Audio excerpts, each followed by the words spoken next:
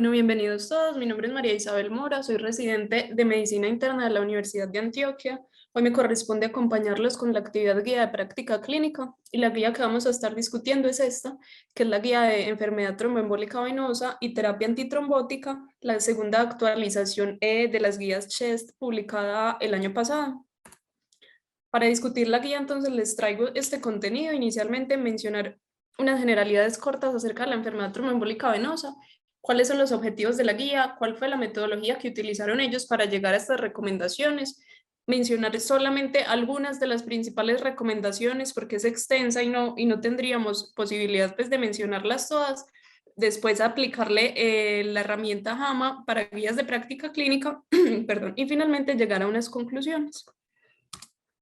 Entonces, partamos de que la enfermedad tromboembólica venosa es un espectro de enfermedades que compromete distintos segmentos corporales. Entonces, puede ser o una trombosis superficial, también puede ser una trombosis venosa profunda, no solamente de miembros inferiores, que sabemos que es la más frecuente y a la que más estamos acostumbrados, sino que también podría ser de vasos esplácnicos, podría ser trombosis cerebral. Y pues obviamente no vamos a olvidar una de las más temidas a la que tenemos que tener siempre pendiente que nos vamos a enfrentar, que es la embolia pulmonar.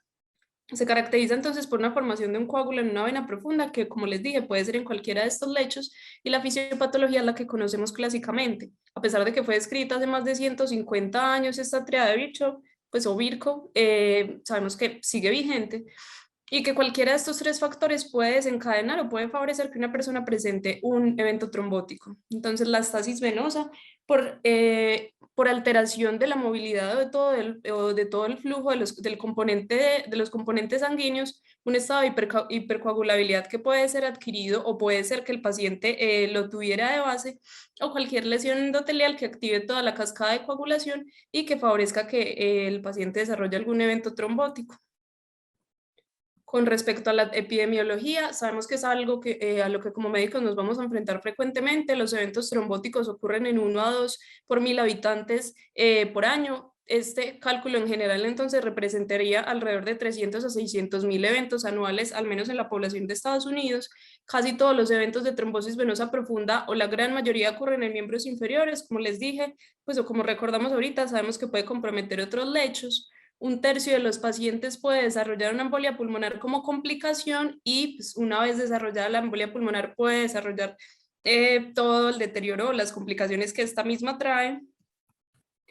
Sabemos que podemos dividir los eventos trombóticos en si tuvieron un factor que lo favoreció o si no tuvieron un factor que lo favoreció. Aquellos que no tuvieron un factor que pudiera favorecer el evento trombótico son los que antes y en esta guía también recomiendan que califiquemos como no provocado. Entonces los eventos no provocados pues lo quise discutir pues como específicamente o aparte de los provocados, porque representan un riesgo de recurrencia bastante importante en los primeros 2 años hasta el 10% y a 10 años pueden recurrir hasta el 30%. Esto va a tener distintas implicaciones a largo plazo.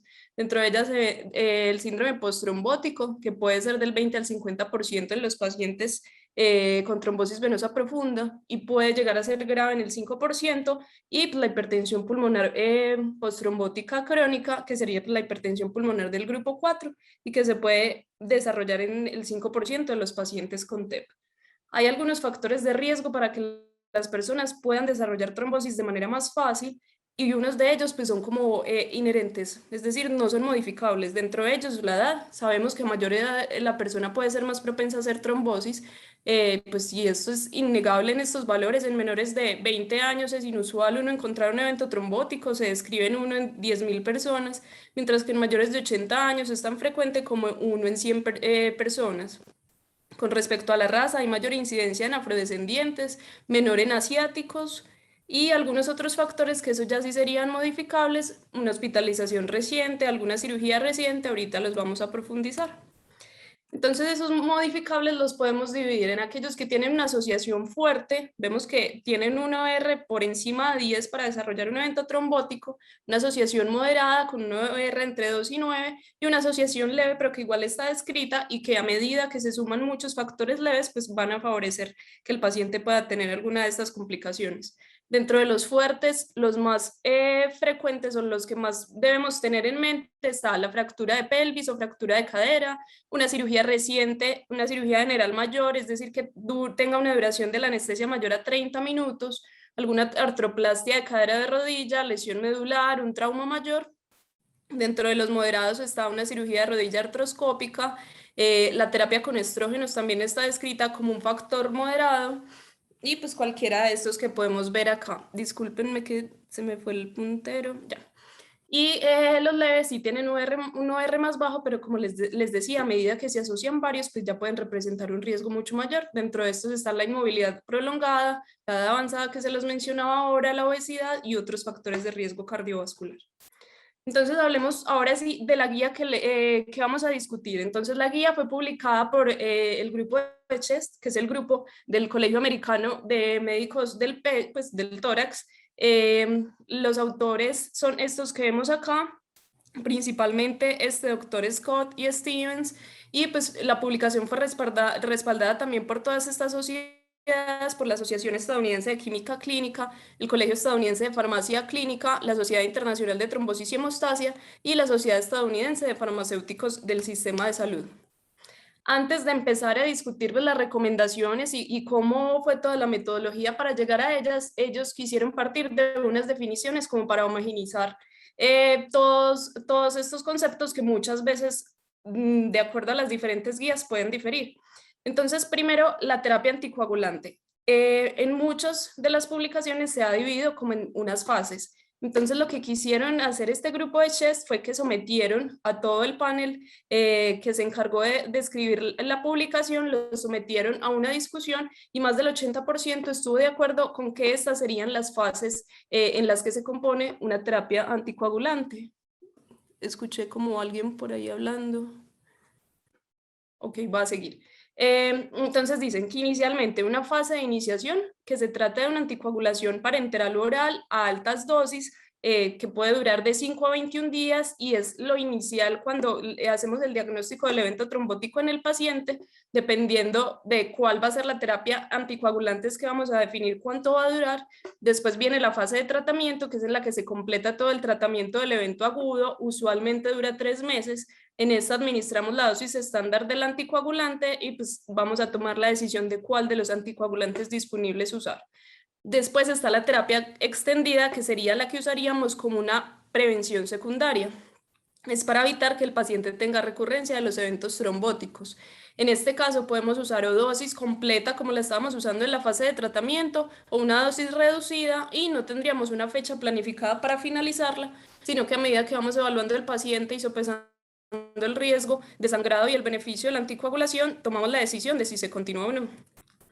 Dentro de las definiciones también aclararon lo que para ellos sería un evento embólico o tromboembólico provocado por un factor de riesgo mayor, que eran algunos de los que les mencionaba ahorita, que el paciente presentara alguno de esos factores que tenían un OR tan elevado en los últimos 3 meses antes de desarrollar la trombosis. Y dentro de ellos, pues destacaban acá en la guía principalmente la cirugía mayor, es decir, con anestesia general mayor de 30 minutos, una hospitalización reciente por lo menos de 3 días, cesárea o trauma mayor. Un evento provocado por un factor de riesgo menor es aquel que el paciente presentó en los últimos 2 meses y pues es un poquito similar a este, pero que probablemente con menos gravedad, una anestesia general menor de 30 minutos, una hospitalización menor de 3 días, que el paciente tuviera alguna inmovilidad, pues por alteración o por movilidad reducida en las extremidades, pero que durara por lo menos 3 días o un viaje prolongado, ya sea en automóvil o en avión. Un evento provocado por un factor de riesgo persistente es cuando tiene alguna patología de base que lo favorece a desarrollar eventos trombóticos, principalmente el cáncer activo o un síndrome antifosfolípido. Y por último, un evento provocado es que después de estudiar y conocer toda la historia clínica del paciente, vemos que no tuvo asociación con ningún factor. Ahora sí discutamos cuál fue la metodología que ellos usaron para desarrollar la guía. El Comité de Supervisión de las Pautas de CHEST eligió un editor, que fue ese autor principal que les mostré. Este editor nominó un comité ejecutivo de panelistas, propuso una serie de expertos que en total eran 15 y pues finalmente el comité los autorizó, pues o los aprobó, aprobaron a todos estos panelistas. Para poder aprobar a los panelistas tuvieron en cuenta calificaciones, divulgación de pues de conocimiento médico, y que cada uno dijera dentro, pues como dentro de su presentación, si tenía algún grado pues, o algún conflicto de intereses. Los panelistas que incluyeron eran internistas, especialistas en trombosis, neumólogos, hematólogos, un metodólogo y un bibliotecario médico.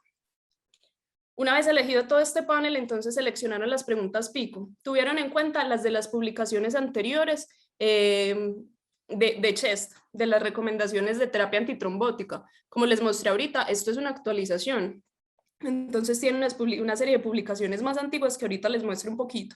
Entonces tuvieron en cuenta esas preguntas pico que se usaban en esa última guía. También cada uno de los panelistas propuso alguna pregunta pico que le parecía pertinente y ya después se generó la discusión y llegaron a algún consenso de cuáles eran las que iban a incluir. Posteriormente hicieron la revisión sistemática de la literatura, seleccionaron los estudios que iban a incluir, obtuvieron los datos de ellos y finalmente los analizaron. La revisión de la literatura la hicieron en estas dos bases de datos, en PubMed y en Cochrane. En Cochrane buscaron revisiones sistemáticas de la literatura y en PubMed buscaron ensayos clínicos aleatorizados. La búsqueda la hicieron para las preguntas pico actualizadas, es decir, para las preguntas pico que tomaron de las publicaciones antiguas de ellos mismos de guías de práctica clínica. Entonces la búsqueda la hicieron desde después de la última publicación, o sea, desde el 1 de agosto de 2014 hasta el 30 de enero de 2020, perdón, hasta el 30 de noviembre de 2020. Para las preguntas pico que ellos formaron, pues, o que llegaron a consenso en esa reunión, entonces hicieron una búsqueda desde 1966 hasta el 30 de noviembre de 2020. Los filtros que tuvieron en cuenta era que las publicaciones fueran en inglés, que incluyera solo humanos y pues el tipo del artículo. Para después seleccionar las publicaciones, pues elegir cuáles iban a tener en cuenta.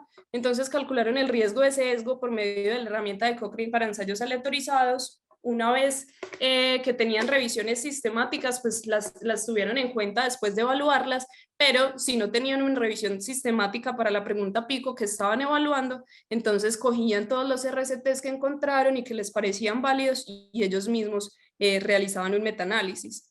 Para cada resultado de interés calcularon riesgos relativos de todos los estudios individuales y después los agruparon.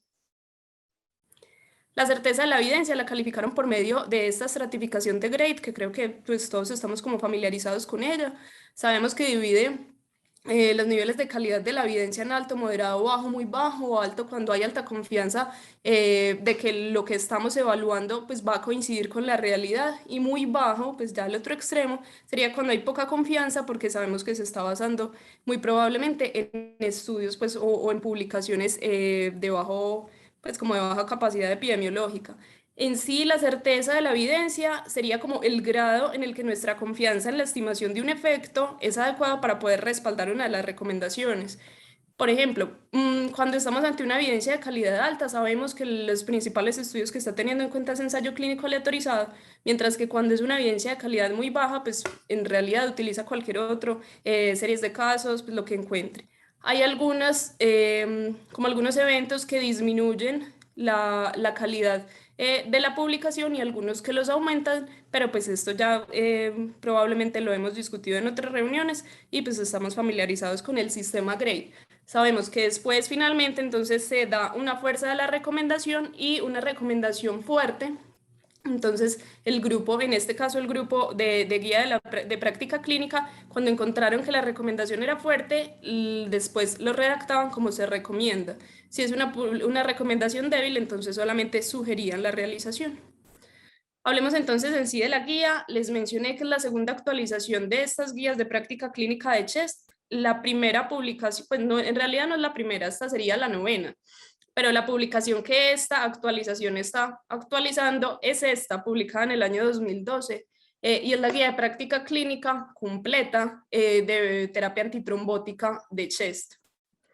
Después, para el año 2016, se publicó esta primera actualización en la que, pues entre otras cosas, actualizaron recomendaciones sobre 12 temas, abordaron otros 3 temas nuevos y pues ya teniendo en cuenta esto, sacaron unas 54 recomendaciones en esta actualización. No incluyeron todos los temas que se incluían como tal en la guía.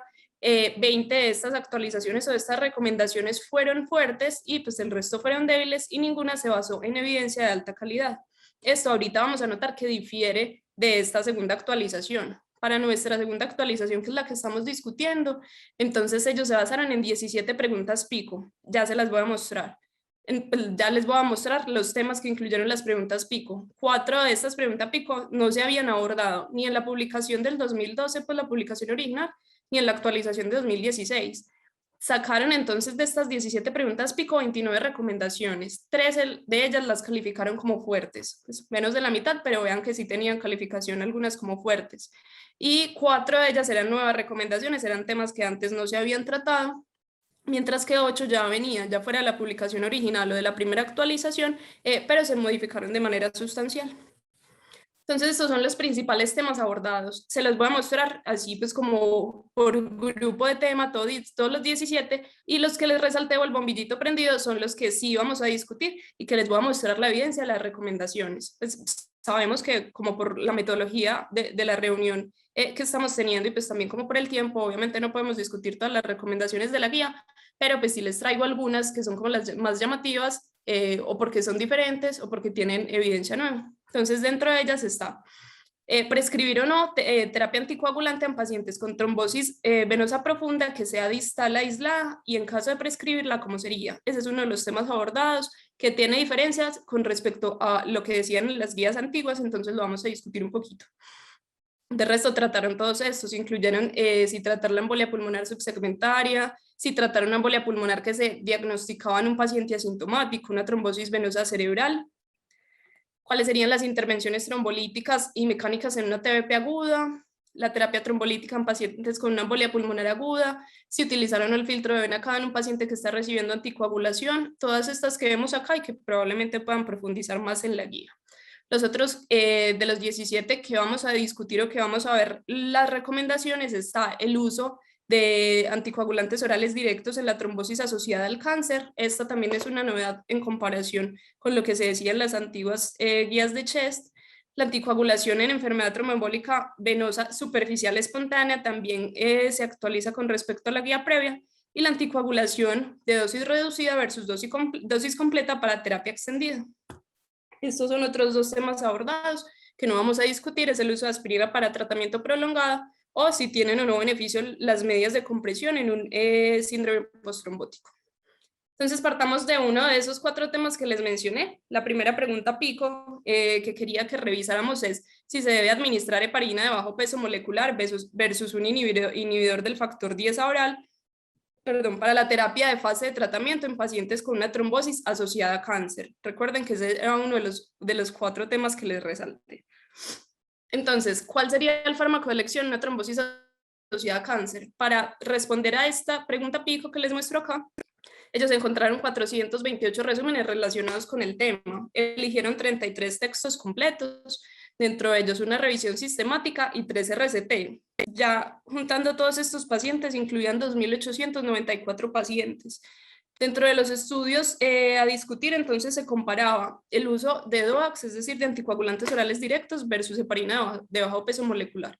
El uso de anticoagulantes orales directos, en específico un tipo de anticoagulante oral directo, en este caso un estudio con edoxaban, otro con rivaroxaban y otro con apixaban, versus la heparina de bajo peso molecular. Y los desenlaces que evaluaban era riesgo de recurrencia como un desenlace de eficacia y pues de resto de desenlaces de efectos adversos como un sangrado mayor o sangrado gastrointestinal. Finalmente, después de toda la revisión que ya les voy a mostrar, ellos concluyen que los efectos deseables de la intervención son de gran magnitud, mientras que los indeseables son moderados, es decir, que riesgo-beneficio se van por el beneficio. Estos fueron los estudios que incluyeron. Acá les decía entonces, perdón, les puse 3 RCT y en realidad eran 4 y una revisión sistemática. Entonces los 4 RCT que tuvieron en cuenta son estos. Probablemente pues ya muchos los hemos escuchado, el Ocusai, que es el con edoxaban versus dalteparina, publicado en el año 2018. Este es el ECDI, que es rivaroxaban versus dalteparina en trombosis asociada a cáncer, también publicado en el año 2018.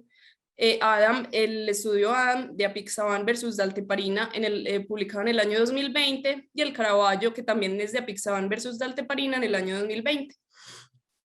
Adicionalmente, estudiaron pues o revisaron una revisión sistemática que incluía todos estos 4 estudios y basados en el metaanálisis de esta revisión sistemática es que les voy a mostrar cómo se comportaron los desenlaces.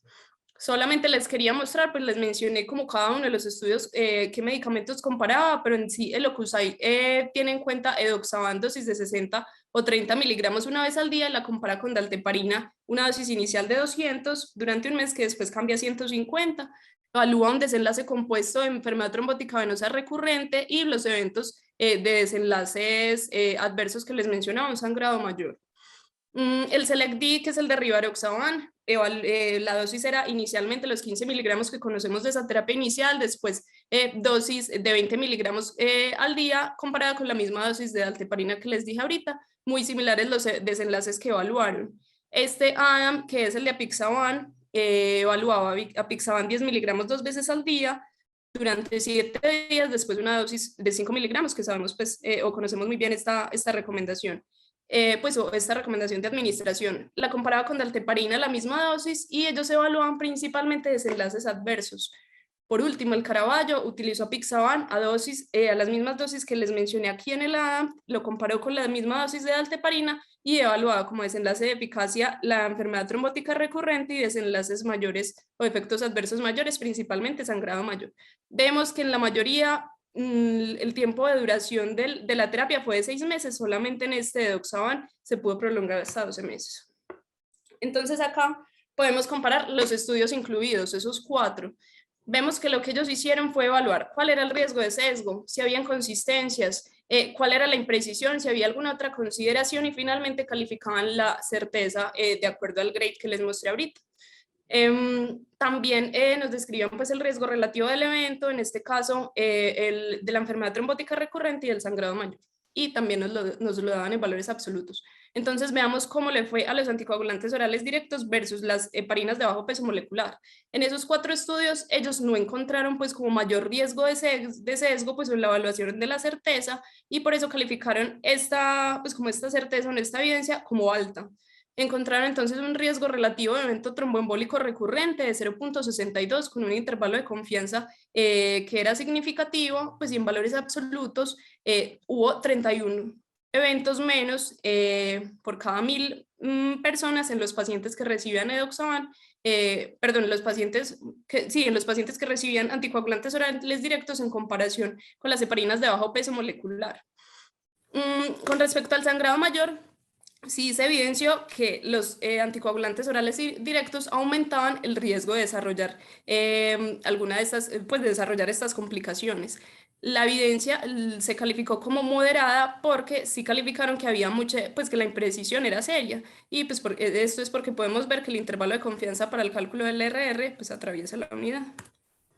Acá lo podemos ver mucho más fácil en una gráfica de forest plot. Entonces, para los eventos tromboembólicos recurrentes, vemos que sí favorece el uso de los DOAC, porque si hay disminución, alguno de ellos pues sí atravesaría, pero por ejemplo, en este estudio de apixaban, entonces vemos que definitivamente favoreció el uso del DOAC y pues arrastra el beneficio hacia el grupo de estos medicamentos, que finalmente con un OR que ahorita se los mostré de 0.62. Mientras que para el sangrado mayor, pues si vemos el total, pues el consolidado de los 4 estudios, vemos pues que a pesar de que hay un intervalo de confianza que no es significativo, sí habría un RR de 1.31, pues y si vemos favorecería más el uso de las heparinas de bajo peso molecular, porque, o sugiriendo que los DOAC tendrían más riesgo de sangrado mayor.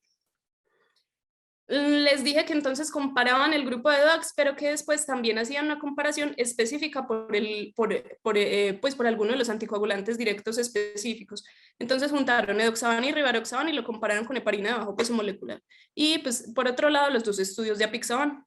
Con respecto a doxaban y rivaroxaban, entonces encontraron que el RR para evento de sangrado mayor era 2.81 y un intervalo de confianza significativo, entonces definitivamente el uso de cualquiera de estos 2 medicamentos en comparación con la heparina de bajo peso molecular sí aumentaba el riesgo de sangrado gastrointestinal, en este caso es sangrado gastrointestinal. Cuando evaluaron los 2 estudios de apixaban, también se encontró un RR que era positivo, pues, pero el intervalo de confianza en realidad no fue muy significativo, por lo que concluyen que en caso de que tengamos un paciente con enfermedad trombótica asociada a cáncer y que la neoplasia sea de tracto gastrointestinal, pues ellos sugieren, y ahorita se los voy a mostrar, que se debería utilizar apixaban. Pues les hago énfasis en esa palabra sugiere, porque recuerde que va a ser distinto cuando dicen sugiere que cuando dicen recomienda. Este es el forest plot de estos estudios que les acabo de mostrar. Entonces, Edoxaban y Rivaroxaban definitivamente favorece el uso de las heparinas de bajo peso molecular, porque sí se comprobó que el uso de estos medicamentos aumentaba el riesgo de sangrado, mientras que en Apixaban pues los resultados en realidad se quedaban pues como muy ahí en el medio. Ya con esta evidencia, la recomendación que nos da la guía es que en pacientes con enfermedad trombótica venosa aguda, que se desarrolla como una trombosis asociada a cáncer, el uso de inhibidores del factor 10A, Apixaban, Edoxaban y Rivaroxaban, es mejor, es más recomendado sobre las heparinas de bajo peso molecular, y utilizar la palabra recomienda porque la califican como una recomendación fuerte con una evidencia de certeza moderada. Adicionalmente, abajo nos hacen una aclaración de que el Edoxaban y el Rivaroxaban parece que sí aumentan el riesgo de sangrado gastrointestinal, por lo que en casos de que el paciente tenga una neoplasia gastrointestinal podríamos considerar más fácil el Apixaban. Cuando comparamos estas recomendaciones, entonces, que nos dice la CHEST con guías previas que encontramos, que en la actualización anterior de esta guía de CHEST y en la publicación original, ellos sugerían que para pacientes con trombosis asociada a cáncer utilizáramos heparinas de bajo peso molecular, o sea que sí cambian, porque acá ya nos sugieren como primera opción los DOAC, pero pues sabemos que la evidencia que les acabo de mostrar fue publicada después de 2016, que fue la última actualización. Las guías del NSCN desde 2018 aún también siguen recomendando las heparinas de bajo peso molecular como el agente preferido en pacientes con trombosis asociada a cáncer. La Sociedad Europea de Cardiología de 2019 también recomienda las heparinas de bajo peso molecular, pero ellos ya estaban teniendo en cuenta como esa evidencia y estas publicaciones que les estoy mostrando de los DOAC. Y las NICE 2020, estas sí sugieren DOAC como primera opción para pacientes que tienen una trombosis asociada a cáncer. La segunda pregunta pico, entonces, de los temas que les mostré que íbamos a discutir sería: ¿se debe administrar una dosis reducida de un inhibidor de 10A, en este caso Apixaban o Rivaroxaban, versus una dosis completa para las pacientes que van a recibir una terapia extendida, es decir, una terapia de profilaxis secundaria? Estas serían las dos preguntas pico. Pues la primera sería esta que les mostré, y la segunda es que compararon también si había beneficio en estas dosis reducidas de anticoagulantes en comparación con aspirina. Para responder estas preguntas incluyeron 114 resúmenes, de estos estudiaron 13 textos completos y finalmente eligieron una revisión sistemática que incluía 12 recetas principales. Compararon los DOAC en dosis reducida versus DOAC en dosis completa, pues en dosis usual que conocemos, y adicionalmente compararon el uso de estos anticoagulantes orales directos versus aspirina o placebo para profilaxis secundaria. Después de de esta revisión de la literatura, ellos afirmaron que los efectos deseables de la intervención pueden ser triviales en magnitud, pero que los efectos indeseables en sí son pequeños, o sea que nuevamente, como sopesando riesgo-beneficio, se iban por la parte del beneficio. Estos son los 12 RCTs que incluyen principalmente el Amplify, que lo conocemos, que es publicado en el año 2013, Apixaban dosis reducida versus dosis completa, y el Einstein Choice también en el año 2013, que era con Rivaroxaban, también dosis reducida versus dosis completa. Utilizaron esta revisión sistemática del año 2018, que incluía estos dos estudios, estos 12 RCTs originales. Veamos un poquito de cada uno de estos dos estudios originales. El Amplify incluyó 2.482 pacientes con eventos trombóticos venosos que ya habían completado esta terapia de tratamiento y que se les había extendido hasta 6 a 12 meses. Era un estudio aleatorizado, doble ciego, era controlado con placebo y comparaba dosis de Apixaban de 2.5 miligramos o 5 miligramos 2 veces al día versus placebo. El desenlace primario que evaluaban era un compuesto de evento trombótico venoso recurrente o muerte por cualquier causa. Entonces acá vemos en los desenlaces que, pues, si nos ponemos a ver evento trombótico venoso recurrente o muerte relacionada con evento trombótico venoso, entonces para la Apixaban 2.5 miligramos versus 5, o sea, comparando la dosis reducida versus la dosis usual, sí había reducción.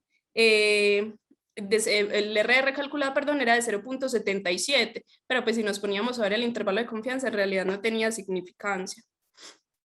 Este sería el comportamiento de cada una de las dosis. Vemos que en comparación con el placebo, discúlpenme que esto se está descargando, en comparación con el placebo, entonces sí había beneficio definitivamente del uso de anticoagulantes orales directos.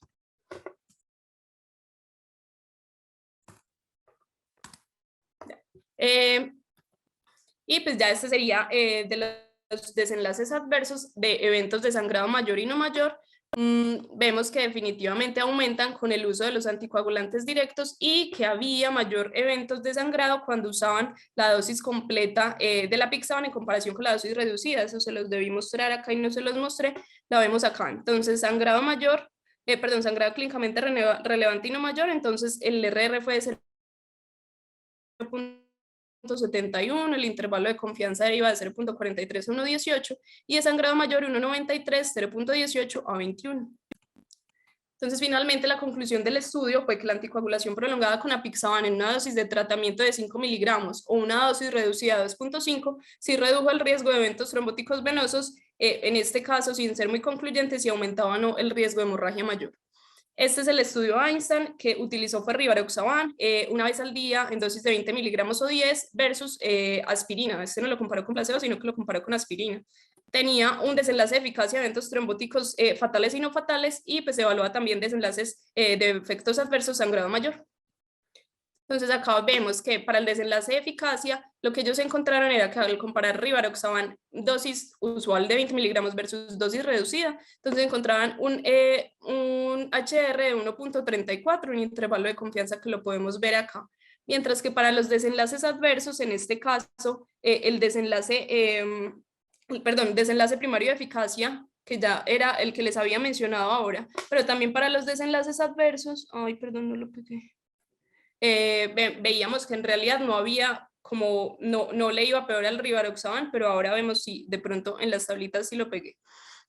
Entonces acá vemos eventos trombóticos fatales y no fatales. Definitivamente había mucha diferencia en los pacientes que recibían aspirina versus aquellos que recibían rivaroxaban dosis usual o rivaroxaban dosis reducida. Finalmente, entonces, los del estudio de Einstein concluyen, entre los pacientes que tienen eventos trombóticos que pueden estar en equilibrio, es decir, que podían tener beneficio de una terapia extendida, pero como tal no requerían recibirla, el riesgo de un evento recurrente fue significativamente menor cuando recibían una dosis de rivaroxaban de 20 miligramos o una dosis de 10 miligramos en comparación con la aspirina, sin tener un aumento significativo de las tasas de sangrado, que era lo que les decía, pero me disculpo porque no les puse en sí acá en los desenlaces, aunque sí se los puse pues acá como lo podemos ver en la gráfica. Muy bien, entonces ya juntando los dos estudios principales, entonces compararon las dosis reducidas versus las dosis completas de anticoagulantes orales directos para terapia extendida y para eventos trombóticos, para la recurrencia de eventos trombóticos, entonces encontraron que no hicieron un cálculo de un riesgo relativo, pero en riesgo absoluto, entonces dijeron que podía haber 2 eventos más por cada 1000 habitantes. Acá nos dicen un intervalo de confianza, pero pues vemos que en realidad atravesaba la unidad porque podía ser o 5 menos o podía ser hasta 12 más. Ellos califican esta certeza de la evidencia como moderada porque había algo de imprecisión por esta misma alteración del intervalo de confianza, aunque en realidad acá no nos lo reportan. Para sangrados mayores tampoco nos reportan el intervalo de confianza, pero pues vemos acá por el reporte de los efectos absolutos que también tenía el mismo problema de los eventos, de la recurrencia de eventos trombóticos y pues califican entonces la evidencia de moderada por lo mismo, por calificar como la imprecisión de seria. Acá vemos el comportamiento de la curva de Forrest plot, entonces este sería para eventos trombóticos recurrentes, el Amplify y el Einstein, entonces vemos que definitivamente, como veíamos ahorita en los reportes en los reportes acá de cuáles fueron los resultados, pues el comportamiento del intervalo de confianza estaría muy en el medio, por lo que no favorecería el uso de la intervención, pero tampoco lo desestimaría. Este sería para sangrado mayor, definitivamente. El uso de los anticoagulantes orales directos, en este caso, sí favorece el riesgo de sangrado mayor. Entonces, esto era los anticoagulantes orales directos, dosis completa versus dosis reducida. También les dije que lo comparaban con la aspirina. Para eso encontraron entonces que la evidencia para recomendar o más bien para el desenlace de eficacia, sí la calificaron como una evidencia alta, porque no había imprecisión, no había inconsistencias, el riesgo de sesgo no fue serio, y mientras que para el sangrado mayor la calificaron como moderada por la imprecisión, porque el intervalo de confianza vemos también que en ocasiones pues, que atravesaba la unidad, entonces podía favorecer o podía no favorecer la intervención. Ya con estos resultados ellos concluyen estas dos recomendaciones. Dicen que en pacientes a los que se les va a ofrecer una anticoagulación extendida, pero en este caso pues vimos que por lo menos en el Einstein no eran pacientes que como tal tuvieran una recomendación, pues una indicación fuerte de anticoagulación extendida, sino que podían beneficiarse uno de ello. Pero a los pacientes que se les iba a ofrecer, entonces se podía sugerir el uso de dosis reducidas de apixaban o de rivaroxaban. La recomendación es débil y la evidencia fue muy baja. Y en los pacientes en los que se les ofreciera esta anticoagulación extendida, se recomendaba que el uso de DOACs en dosis reducida iba a ser mucho mejor que administrarles aspirina o no administrarles ningún tratamiento.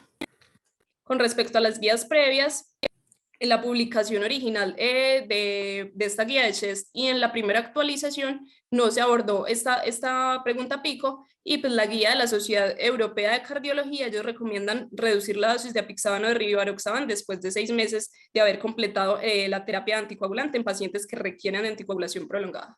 Otra de las preguntas pico de evaluar es si se debe administrar tratamiento anticoagulante o no administrarlo a una persona que tenga una trombosis venosa profunda distal aislada. Sabemos que hay algunos factores en los pacientes que van a recomendar o van a favorecer que uno se vaya más por la idea de administrarles anticoagulación, que por ejemplo tengan un dímero de alto, que la trombosis sea extensa, es decir, que tenga más de 5 centímetros de longitud, que el diámetro sea mayor de 7 milímetros, que esté muy cerca de las venas proximales, que no tenga como tal ningún factor desencadenante identificado, que sea un paciente con cáncer o que sea muy sintomático, o el antecedente de enfermedad trombótica. También en algunas partes utilizan dentro de los factores que lo hacen a uno pensar más en administrar anticoagulación que el paciente tuviera infección reciente por COVID. Versus hay otros factores que hacen que uno de pronto pueda pensar más en hacerle seguimiento por medio de imágenes, hacerle una ultrasonografía cada semana o cada 2 semanas. Dentro de ellos es que la trombosis se limite solamente a venas musculares de la pantorrilla, que el paciente tenga un riesgo muy alto de sangrado, un riesgo alto moderado, o que el paciente él mismo argumente que no desea recibir la anticoagulación. Entonces, ya teniendo esto en cuenta, se hicieron la pregunta de si los pacientes deberían recibir anticoagulación o no cuando tienen una trombosis venosa profunda distal aislada. Evaluaron 288 resúmenes, de ellos pues, revisaron todos los textos completos en 28 estudios, eligieron una revisión sistemática y 3 RCT, confirmaron o consideraron que los efectos deseables eran moderados en este caso y pues que los indeseables eran triviales, entonces nuevamente parecía que la balanza se iba más hacia recibir la terapia. Incluyeron estos RCT, uno del año 2014 que comparaba anticoagulación, cualquier anticoagulante versus terapia conservadora, este antiguo del año 1985 que comparaba la warfarina versus no recibir anticoagulación, este del año 94 comparaba la anticoagulación versus la terapia conservadora, es decir, el seguimiento por imágenes. El Cactus, que probablemente sí lo conozcamos más, del año 2016, comparaba la anadroparina versus placebo en evento trombótico venoso distal, y este del año 2010 que comparaba la heparina de bajo peso molecular con compresión neumática versus la compresión sola. Estos estudios los encontraron también incluidos en esta revisión sistemática que les muestro acá. Entonces, evaluaron la comparación de recibir o no recibir anticoagulación con respecto a la recurrencia de eventos trombóticos venosos. Encontraron un RR de 0.34, es decir, disminuía el riesgo de tener eventos trombóticos venosos, el intervalo de confianza era significativo. El sangrado mayor no se vio aumentado, el RR era de 0.76, recordemos que en este caso no era específicamente DOACs, lo único que evaluaban, sino cualquier anticoagulante. El riesgo o la recurrencia de evento trombótico venoso profundo o de trombosis venosa profunda también lo encontraron que se reducía. La aparición de embolia pulmonar no tuvo significancia estadística, tampoco la mortalidad por todas las causas ni la mortalidad relacionada por embolia pulmonar. Finalmente, con estos resultados, ellos concluyen que en un paciente que tenga una trombosis venosa profunda distal aguda, sugieren que se pueda utilizar imágenes si los pacientes no tienen síntomas graves ni tampoco tienen factores de riesgo de extensión, que eran los que les mostraba al inicio. Esta es una recomendación débil, la certeza de la evidencia es moderada, pero en aquellos pacientes que tienen síntomas graves o que tienen factores de riesgo como los que les mostraba al principio, entonces sugieren que sí se administre anticoagulación y el esquema de anticoagulación sería cualquiera que elijamos iguales a los que administramos para trombosis venosa profunda próxima. Al compararlo con guías previas, la primera actualización de esta guía y la original, ellos calificaban que había incertidumbre con respecto a los beneficios en administrar la anticoagulación a estos pacientes y como tal, pues no había una recomendación de si se debía hacer o no se debía hacer. La guía ASH del 2018 no tiene orientación específica con respecto a este tema y la NICE de 2020 recomienda solamente para TB proximal, no tiene en cuenta la TB distal.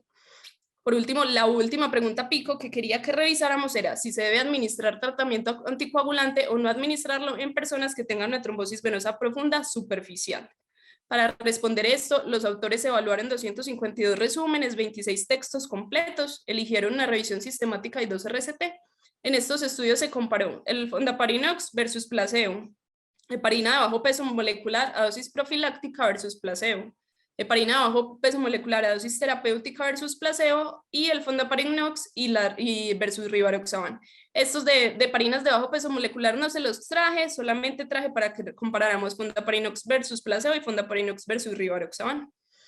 Y aquí están. Entonces, cuando compararan los estudios, pues que en realidad en este caso era uno, con 3.002 pacientes de fondaparinux versus placebo, entonces encontraban que en embolia pulmonar no había un aumento, pues no había como tal beneficio, el intervalo de confianza no era significativo, pero en trombosis venosa profunda sí había significancia estadística en los pacientes que se les administraba el fondaparinux en cuanto a recurrencia o aparición de trombosis venosa profunda, pues o desarrollo de trombosis venosa profunda tras un evento superficial.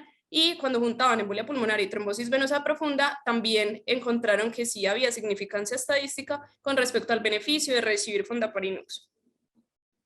Fondaparinux versus placebo, en el resto de desenlaces que evaluaron no encontraron ninguna significancia estadística, solamente en estos dos que les mostré. Cuando compararon fondaparinux versus rivaroxaban, vemos pues, acá no les mostré la certeza de la evidencia, en todos los casos fue moderada porque, como les dije, era basadas en un solo estudio.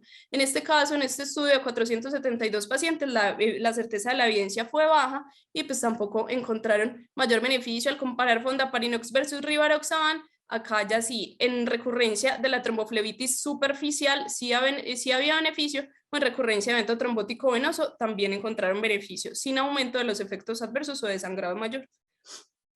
Con respecto al tratamiento entonces de trombosis venosa superficial, ellos concluyen que en los pacientes que tienen una trombosis venosa superficial se podría sugerir o sugieren el uso de anticoagulantes por 45 días por encima de no anticoagularlos, pero en aquellos que tienen alto riesgo de progresión para una trombosis venosa profunda o para un TEP. También que en pacientes a quienes les vamos a administrar anticoagulación, es decir, a quienes se decidió que sí se iban a anticoagular, entonces sugieren que el medicamento a usar sea fondaparinux 2.5 miligramos diarios por encima de cualquier otro esquema anticoagulante. La recomendación es débil, la evidencia es baja, ahorita se las mostré, y que en aquellos pacientes que se rehúsan a recibir anticoagulación parenteral, entonces se podría usar rivaroxaban. Y esto es una novedad con respecto a la guía previa, pues o a la guía original y a la actualización. Entonces, por último, evaluemos esta guía por medio de esta herramienta que nos sugiere JAMA para interpretar guías de práctica clínica. Estas son las preguntas que ellos se hacen. Si la recomendación es clara y aplicable, para esto tenemos otras dos preguntas. Si los pacientes están claros, la intervención, las alternativas y la acción. Si está clara la fuerza de cada recomendación. Si sí resumieron toda la evidencia, sería la segunda pregunta. Si el panel de la guía consideraron todos los resultados importantes para los pacientes. Si emitieron juicios apropiados en la interpretación de la evidencia. Y por último, si la recomendación se aplicaría a un paciente en específico. Esta última, como no estamos hablando de un paciente en específico, ni de un caso clínico, no la voy a responder, porque habla de si existen diferencias en las recomendaciones o en nuestro paciente, pues sí, esta no la voy a responder, pero estas sí las vamos a evaluar de manera cortica. Entonces, si la recomendación es clara y aplicable, definitivamente ellos desde el inicio fueron claros en decir cuál era la intervención, las alternativas y pues cuáles eran los desenlaces y las intervenciones a evaluar, es decir, calificaban cada una de las recomendaciones con una pregunta pico. Entonces esta la califiqué como que sí. Se está clara la fuerza de cada recomendación. Con cada una de las recomendaciones que hicieron, de las 29 recomendaciones, dijeron cuál era la fuerza, si era fuerte o no. Y pues recordemos que 13 tuvieron una recomendación fuerte a favor. Entonces, esta la puse como que sí. ¿Cómo interpretar? Se resumió la evidencia con métodos rigurosos de revisión sistemática. Ahorita les mostré que sí, que cuando tenían a la mano, pues OSCE había publicado una revisión sistemática que incluyera los estudios a evaluar, entonces la tenían en cuenta, o cuando no, entonces eran ellos mismos quienes hacían un metaanálisis para poder tomar decisiones y conclusiones, entonces la puse como que sí. Si el panel de la guía consideró todos los resultados importantes en los pacientes, a mi modo de ver, sí, no solamente tuvo en cuenta recurrencia de eventos trombóticos en la mayoría de los casos, sino también efectos adversos. Por último, si el panel emitió juicios apropiados en la interpretación de la evidencia. La primera pregunta es si consideró apropiadamente la magnitud del efecto. Veíamos que sí, que en los estudios individuales hacían cálculos de riesgo relativo, también en algunos de riesgo absoluto, y pues ya después los juntaban cuando hacían el metaanálisis, entonces lo puse que sí. Si el panel consideró todos los factores relevantes para formular las recomendaciones, pues en este caso, pues también creería que sí, sí consideró todos los factores relevantes. Si es adecuada la fuerza de la recomendación, pues acá en realidad lo puse más bien como tibio. Este tibio es de esta tercera, porque recordemos que solamente 13 de las recomendaciones tenían una recomendación fuerte a favor, el resto eran débiles. Entonces acá sí la puse pues como que sí, como que no. ¿El panel evitó que los conflictos de intereses influyeran en sus juicios? Definitivamente sí. Antes de elegir todo el panel le preguntaban a los candidatos si tenían conflictos de intereses, y cuando argumentaban que tenían conflictos de intereses con alguna de las preguntas picos, entonces ellos no eran incluidos, sino que tenían en cuenta era a todos los demás participantes. Con esto entonces, estas son las conclusiones que saqué de evaluar esta guía de práctica clínica. La enfermedad trombótica venosa es frecuente, va a tener complicaciones de morbilidad que pueden ser catastróficas o pueden llevar a la muerte, y es algo a lo que nos vamos a enfrentar definitivamente en nuestra práctica. La trombosis venosa superficial no la debemos olvidar ni la debemos dejar ignorada, tampoco la trombosis venosa distal. Hay algunas recomendaciones como las que ya vimos en casos en que los pacientes requieren tratamiento, dependiendo de la extensión, dependiendo del riesgo de desarrollar una trombosis venosa profunda. En pacientes que tengan eventos trombóticos asociados a cáncer, ahora las recomendaciones anticoagulantes orales directos, pues ya hace rato veíamos que había publicaciones individuales pues RCT argumentando esto, pero pues ya es distinto verlo en las guías de práctica clínica. Y las dosis reducidas de anticoagulantes para administrar una terapia extendida podría reducir la frecuencia de efectos adversos como el sangrado al compararla con una dosis completa, pero pues por ahora la recomendación es de pronto si queremos administrarla, o si no, pues considerarlo. Muchas gracias. Gracias al doctor Fabián Jaimes, al doctor Mauricio Munera, a ustedes por la atención, y quedo atenta a preguntas y a comentarios. Yo sí tengo una pregunta específica, Mari. Señor. ¿Me escuché? Ok, en la guía en algún punto tomaron de pronto en cuenta opiniones de los pacientes en tanto a comodidad en prescripción de apixaban, rivaroxaban, el seguimiento de la warfarina y sus preferencias y valores para emitir las recomendaciones. Gracias. No, profe, en esta actualización no fue tenido en cuenta eso. Solamente fueron tenidos en cuenta los estudios que les mostré. Aunque en algunos, aunque la certeza de la evidencia dijera que era moderada, los autores, y eso decían explícitamente en la guía, los autores, teniendo en cuenta esas mismas variables, pues esos mismos factores que usted dice, la comodidad del paciente, esas opiniones podían aumentar la recomendación hacia fuerte. Así la certeza de la evidencia fuera baja o fuera moderada, ellos en algunas de las recomendaciones la aumentaban a fuerte, pero no decían explícitamente en cuáles era que tenían en cuenta esos factores de la opinión del paciente ni nada más.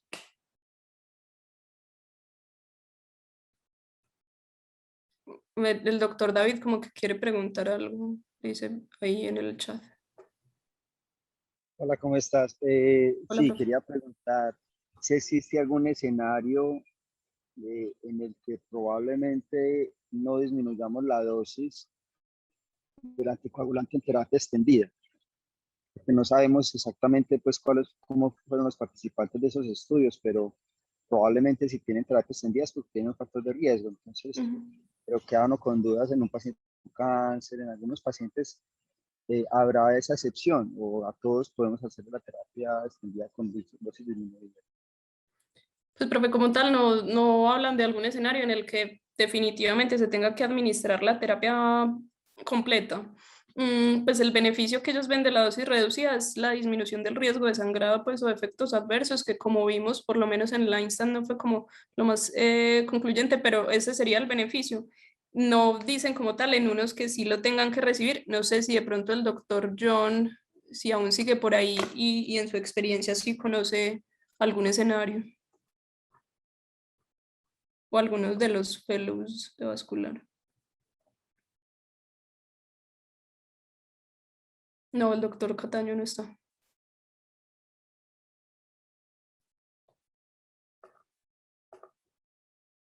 Lo que pasa es que tuvimos problemas acá en la facultad. Si él se encuentra acá en la universidad, hubo un bajón de luz, entonces es muy probable que por eso no se ha podido conectar. Ok.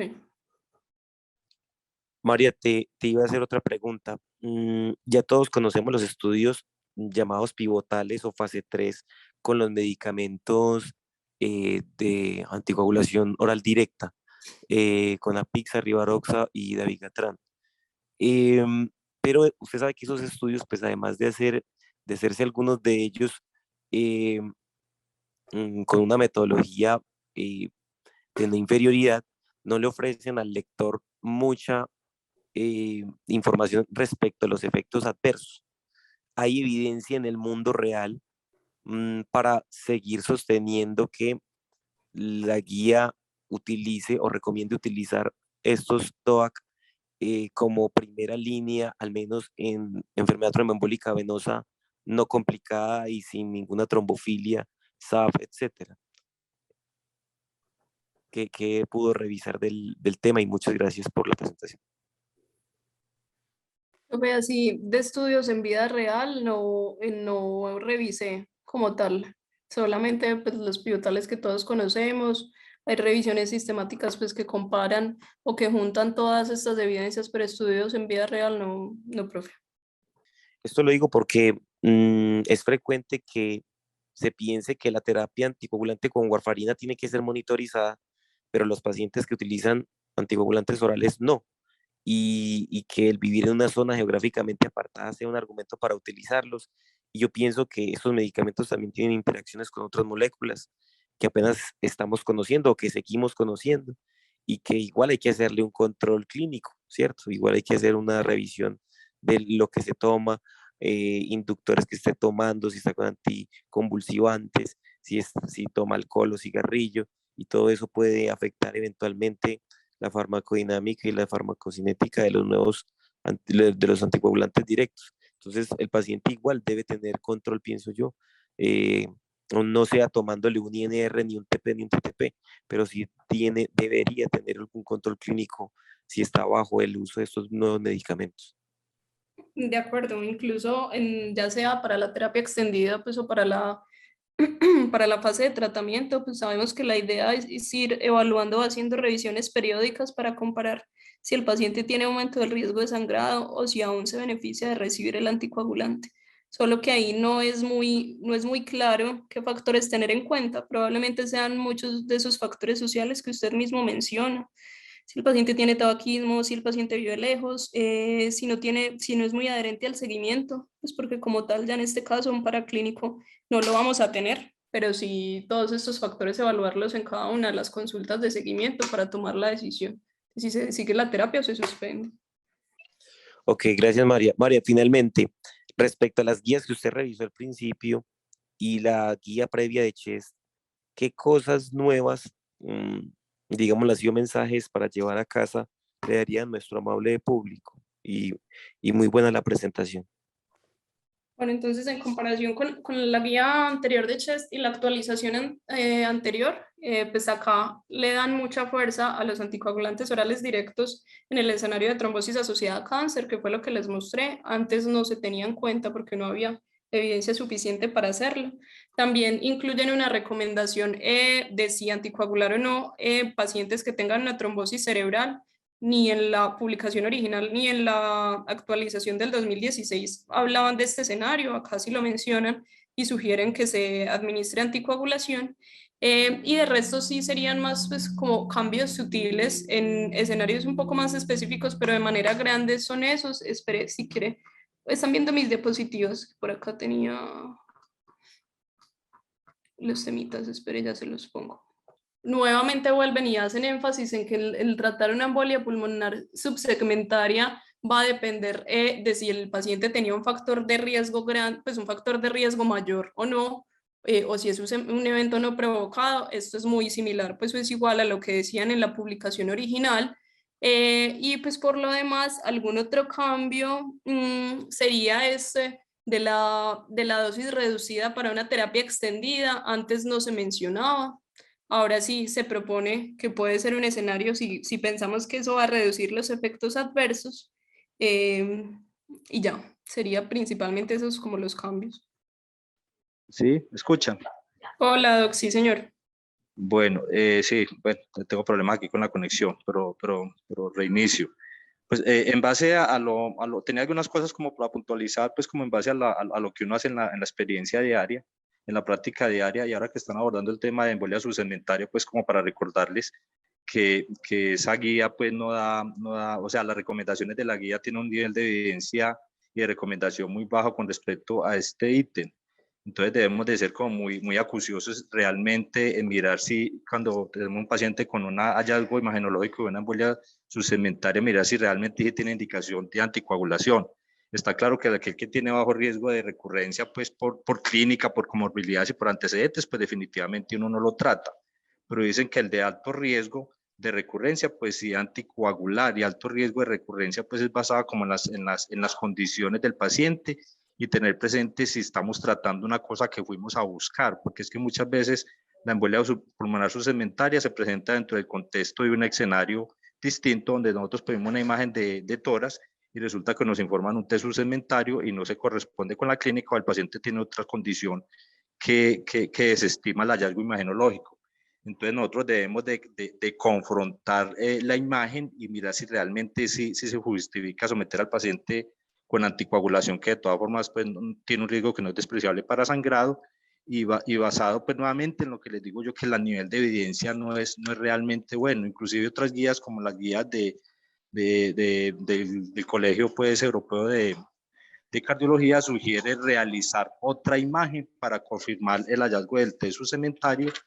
Cuando el paciente es de alto riesgo, consideramos que sí se debe tratar, o sea que debemos de ser pues como muy cautelosos con la presencia de esos test subsegmentarios e inclusive echarle otra mirada al lado del radiólogo, porque hay otros hallazgos desde el punto de vista pues imagenológico que nos llevan a nosotros a pensar que realmente la imagen sí es de buena calidad para tomar pues como la conducta y sí creerle al hallazgo del test subsegmentario en aquel paciente que es de riesgo y que nosotros decidimos anticoagular.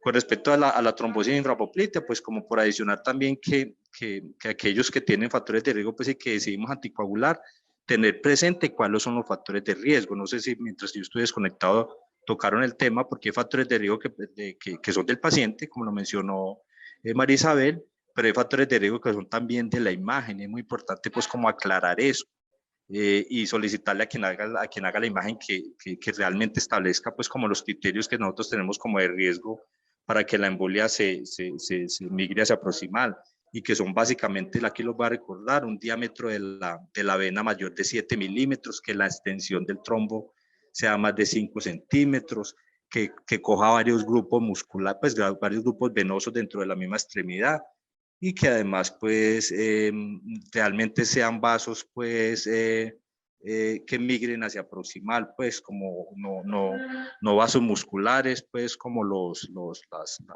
venas soleares, que es poco probable que migren hacia proximal. Y siempre tener presente el riesgo de sangrado. Si el paciente tiene riesgo de sangrado y es mayor el riesgo de sangrado, a pesar de que tenga factores de riesgo en la trombosis infrapoplítea, es mejor no anticoagular. En nuestro medio nosotros pues lo que miramos, además de todas estas situaciones, es como las condiciones del paciente. Cuando el paciente va para la casa y es de bajo riesgo y no va a tener como posibilidad de hacerle nuevas imágenes, pues si es de bajo riesgo para sangrado y tiene las características imagenológicas que sugieren pues como riesgo de progresar hacia proximal, entonces tomamos la decisión de anticoagularlo.